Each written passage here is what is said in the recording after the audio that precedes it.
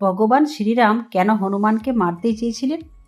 একবার কাশীর রাজা নরেশ একটি মায়াবী রাক্ষসকে মারার জন্য চক্রাকার একটি অস্ত্র নিক্ষেপ করেন। সেই মায়াবী রাক্ষসটি তো পালিয়ে যায়, কিন্তু একটি গাছ কেটে সেই মহর্ষি বিশ্বামিত্রর গায়ে পড়তে পড়তে বেঁচে যায়। এতে তার 1000 বছরের তপস্যা ভঙ্গ হয়ে যায় এবং তিনি অত্যন্ত রাগান্বিত হন। তখন শ্রীরাম বলেন যে আপনার অপমান মানে আমার অপমান। তিনি প্রতিজ্ঞা করেন যে সূর্য অস্ত হওয়ার আগেই তিনি কাশী নরেশকে বধ করে তাকে দণ্ড দেবে। প্রাণের ভয়ে কাশী নরেশ হনুমানজির মা অঞ্জনির কাছে যান এবং তার পা জড়িয়ে ধরেন। মাতা অঞ্জনি এই কারণ জানতে চাইলেন। তিনি বললেন যে আগে তাকে রক্ষা করার কথা দিতে হবে। কথা দেওয়ার পর তিনি পুরো ঘটনাটি খুলে বলেন।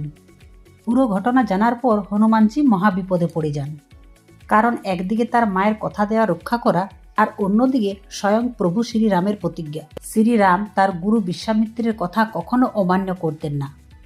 তাই অত্যন্ত ভারাক্রান্ত হৃদয়ে তিনি হনুমানজির উপর তার বাণ নিক্ষেপ করতে শুরু করেন। কিন্তু হনুমানজি কেবল রাম নাম জপ করে যাচ্ছিলেন, যার ফলে তার কোনো ক্ষতি হচ্ছিল না। গুরুর আজ্ঞা পালনের জন্য ভগবান শ্রীরাম শেষ পর্যন্ত হনুমানজির উপর ব্রহ্মাস্ত্র প্রয়োগ করেন।